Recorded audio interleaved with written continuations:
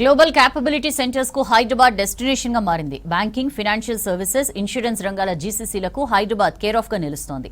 దేశం మొత్తం 2000 జీసీసీలుంటే ఒక్క హైదరాబాద్ లోనే 450 ఉన్నాయి. ఈ ఏడాది చివరికల్లా వీటి సంఖ్య మరింత పెరిగే అవకాశాలున్నాయంటున్నారు experts.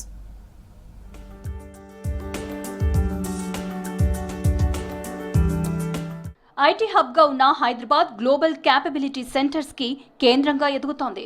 Cloud computing, artificial intelligence, cyber security, blockchain, robotics, data analytics స్పెషలిస్టులు ఈ కేంద్రాల్లో పనిచేస్తున్నారు. దేశంలోని జీసీసీలకు అవసరమైన డిజిటల్ నిపుణుల్లో 45% భాగ్యనగరం నుంచే ఉన్నారంటున్నారు ఎక్స్పర్ట్స్.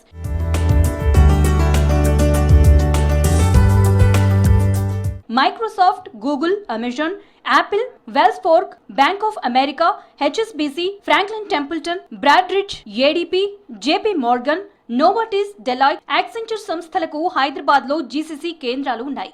హైదరాబాద్ లో 24 గంటల విద్యుత్, వాటర్, రోడ్, ఫ్లైట్ కనెక్టివిటీతో పాటు మంచి వాతావరణం ఉంది. రాష్ట్ర ప్రభుత్వం అందిస్తున్న సహకారం వల్లే ఇంటర్నేషనల్ సంస్థలు తమ జీసీసీలను హైదరాబాద్ లో నెలకొల్పేందుకు ఆసక్తి కనపరుస్తున్నాయని తెలిపారు GCC experts. We support more than 80 lakh families. Plus ఈ ఫ్యామిలీస్కి సపోర్ట్ చేయడానికి ఉన్న అడ్వైజర్స్ని మా టెక్నాలజీ ప్లాట్ఫామ్ ద్వారా సపోర్ట్ చేస్తాము.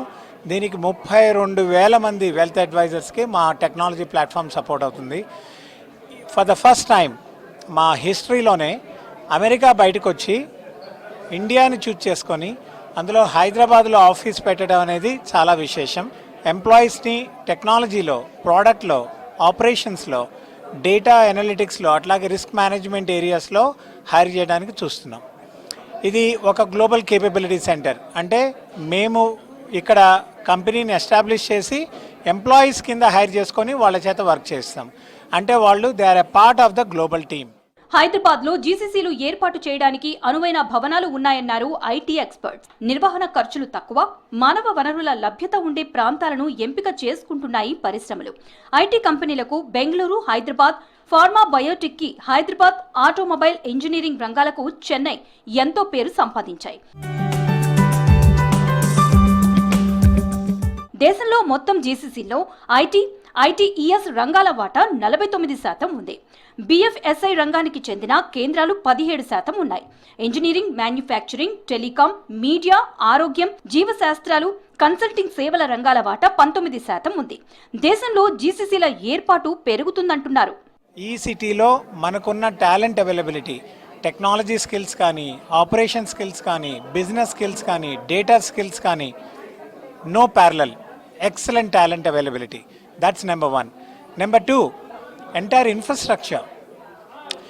ఎయిర్పోర్ట్ నుంచి ఆఫీస్కి రావాలన్నా, ఆఫీస్ నుంచి హోటల్కి వెళ్ళాలన్నా, లేకపోతే మనం ఇళ్ళకి వెళ్ళాలన్నా కూడా infrastructure constantly it is getting better and which is a big plus point. Banking, financial services, insurance, pharma రంగాలతో పాటు ఆటోమొబైల్, ఇంజనీరింగ్ వంటి రంగాలలో సరికొత్త టెక్నాలజీని తయారు చేయనున్నారు. జీసీసీలో పనిచేసేందుకు ఉద్యోగులు కూడా ఆసక్తి చూపిస్తున్నారు. ఐటీ జాబ్స్ తో పోలిస్తే జీసీసీలో ఎక్కువ ప్యాకేజీలు వస్తున్నాయంటున్నారు ఎక్స్పర్ట్స్.